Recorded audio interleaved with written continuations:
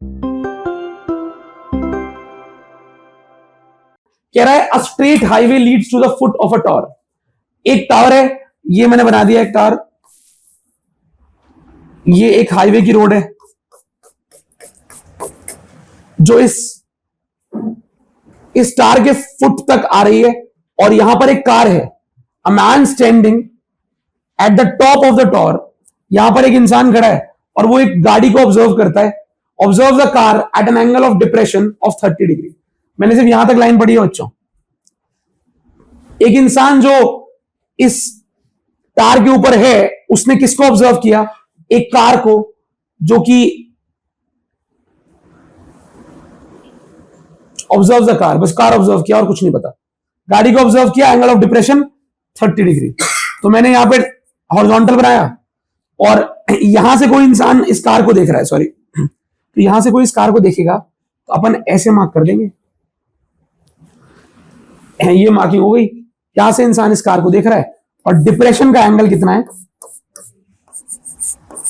ये 30, तो vertically, sorry, alternate interior से ये भी 30। अभी इतना ही बताया गया है हमें कि a straight highway leads to the foot of tower. A man standing at the top of the tower observes a car at an angle of depression of 30 degree. इसके बाद आगे लाइन पढ़ते हैं। Which is approaching the foot of the tower with a uniform speed. यानी कि जो गाड़ी है ये इसी तरफ जा रही है, इसी तरफ, ठीक है। अगर गाड़ी टावर की तरफ जा रही है तो उसकी स्पीड क्वेश्चन ने मुझे दे रखी है क्या? नहीं दे रखी। क्या बोला है उसने? बोला है वो गाड़ी इस टावर के फुट तक जा रही है। गाड़ी जो है वो टावर के फुट तक जा रही है, पर किस स्पीड से नहीं पता, पर वो स्पीड फिक्स है, यूनिफॉर्म है, जितनी दे रखी है उतनी है। तो हमने क्या किया? हमने कहा ठीक है, इस तरफ जा रही है तो थोड़ी देर बाद और आगे बढ़ जाएगी, ठीक है। और स्पीड कितनी मान ली इसकी? यूनिफॉर्म। क्या वैल्यू मानो बताओ? एक्स मान लो। स्पीड को यार एक्स मानना अच्छा लगता है तुम्हें यार? क्या स्पीड को अच्छा एस मानते हो तुम 9th में? मुझे लगा वी मानते होगे। एस मान लेते हैं, चलो एस मान लेते हैं, अपने को क्या फर्क पड़ता है। एक्स और वाई डिस्टेंस को मानते हैं, इसलिए बोल रहा था बस मैं, ठीक है। तो स्पीड को एस मान लिया कि कॉन्स्टेंटली गाड़ी यहां से लेकर यहां तक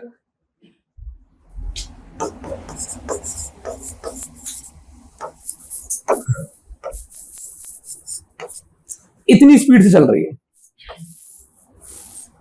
सही है? हाँ ना बोलना। अच्छा, तो यहां तक भी क्लियर हो गया भाई। डायग्राम बनता है लाइंस पढ़ पढ़ के। 6 सेकंड बाद the angle of depression of the car is found to be 60 degree. 6 second बाद गाड़ी यहीं पे होगी, आगे चली गई होगी? आगे चली गई होगी, इस तरफ जा रही है। क्वेश्चन ने बताया अप्रोच कर रही है फुट ऑफ द टावर पे। तो 6 सेकंड बाद गाड़ी कुछ यहां पे होगी, अंदाजा, ठीक है। और उस टाइम पर क्वेश्चन कह रहा है कि angle of depression of the car is found to be 60। अगर अब ये इंसान कार को देखे तो कितना एंगल है डिप्रेशन का? 60। तो मैंने कहा अगर ये पूरा एंगल 60 है तो बालक, अगर ये एंगल 60 है तो वर्टिकली ऑपोजिट से ये भी 60 होगा। तो ये एंगल भी 60 आ गया।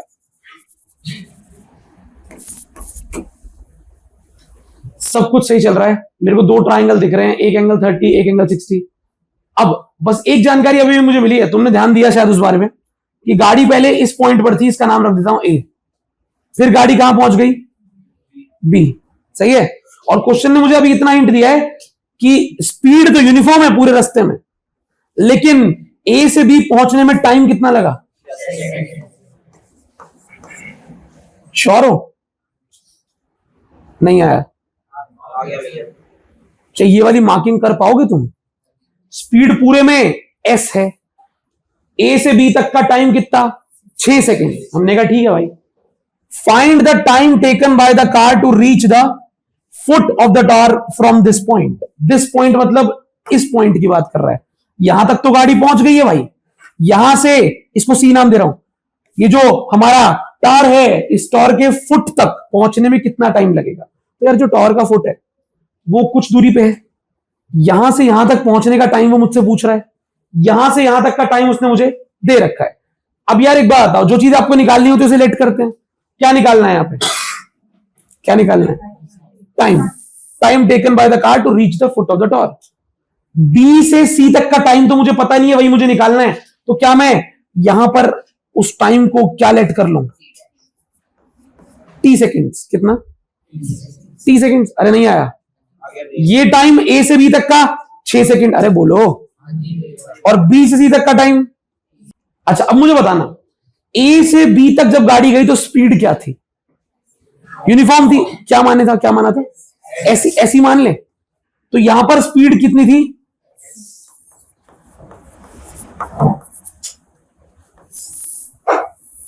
सही है। तो बच्चों अगर इसको और कर देते सिंपली, अगर यहां पर स्पीड एस थी तो अगले वाले हिस्से में स्पीड क्या थी? श्योर हो? यहां पर आप कह रहे हो स्पीड एस थी, अगले वाले में स्पीड क्या थी? तो मैं दोनों केस में क्या आराम से लिख सकता हूं इस बात को कि स्पीड तो दोनों केस में क्या है? उसने बोला दोनों में स्पीड यूनिफॉर्म है, फिक्स है। तो यूनिफॉर्म मतलब जितनी है उतनी है, स्पीड बढ़ेगी घटेगी नहीं। तो दोनों केस में मैंने स्पीड को मान लिया एस। जब गाड़ी यहां से यहां तक आई तब भी इतनी स्पीड चली होगी, तब यहां से आगे गई तब भी इतनी स्पीड चली होगी।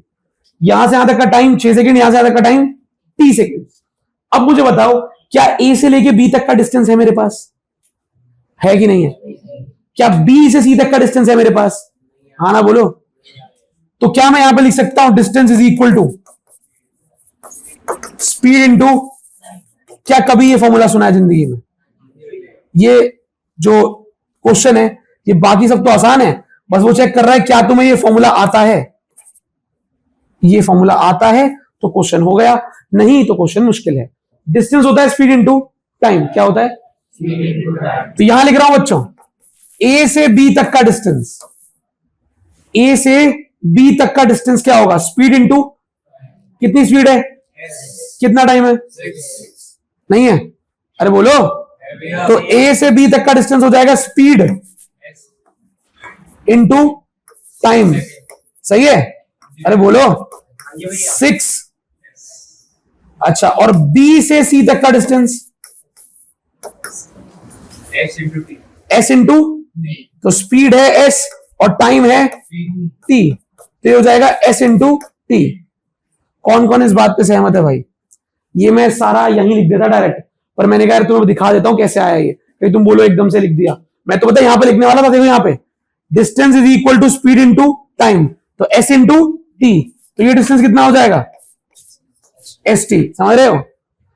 Distance is equal to speed into time S into 6, तो ये कितना हो जाएगा?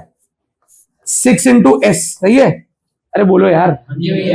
तो जो बच्चा इतना समझ गया कि ये डिस्टेंस 6s है, ये डिस्टेंस st है, उसके लिए तो अब 2 ट्राइंगल है ना। आपके लिए 2 ट्राइंगल दिख रहे हैं आपको, मुझे भी दिख रहे हैं। तो ये आप यहां पर करें या लेबलिंग के ऊपर लिख दें, आपकी इच्छा। अब ये क्वेश्चन एओटी का क्वेश्चन बन चुका है। आप मुझे बताइए आपको कौन सा ट्राइंगल दिख रहा है? 30 डिग्री उठाएं पहले। tan 30 is equal to tower की हाइट मान लेते हैं h। तो बताएंगे, आप बताएंगे। बोलो भाई, उधर तुम देखो और बताओ। tan 30 is equal to perpendicular h, base कितना है? 6s प्लस, अरे वाह बहुत बढ़िया। अच्छा दूसरी इक्वेशन बताओ। tan 60 is equal to h upon, क्या मुझे h से कोई मतलब है? मुझे तो क्या निकालना है? क्या निकालना है आपको? आपको तो ये B से C वाला जो T टाइम है, ये T टाइम निकालना है कि B से C जाने में कितना टाइम लगा, है ना भैया? मुझे H से कोई मतलब नहीं है, और यहां पर भी H न्यूमरेटर में, यहां पर भी H, तो डिवाइड कर देते हैं। डिवाइड जैसे ही मैं इसको करूंगा तो तुम मुझे अपनी बुद्धि से बताना भाई। मैंने डिवाइड किया, ऊपर आएगा tan 30, नीचे आएगा tan 60, ऊपर आएगा h upon 6s plus st, और नीचे आएगा h अपॉन, सही है भैया? h से h कैंसिल, तो अब आगे क्या बच जाएगा बताओ? tan 30 की value tan 60 is equal to, किसको पता है? अगर आपको पता है तो एस टी ऊपर जाएगा और ये नीचे आएगा, ये पता है? श्योर हो?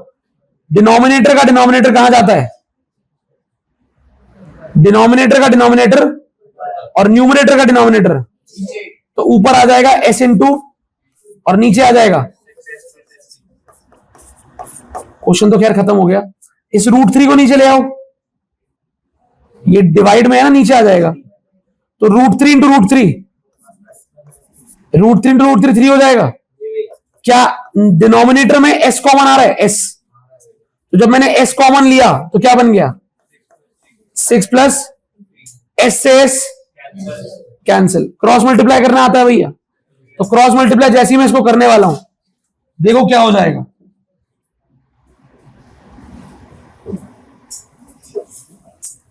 कर लोगे क्रॉस मल्टीप्लाई? बताओ यार।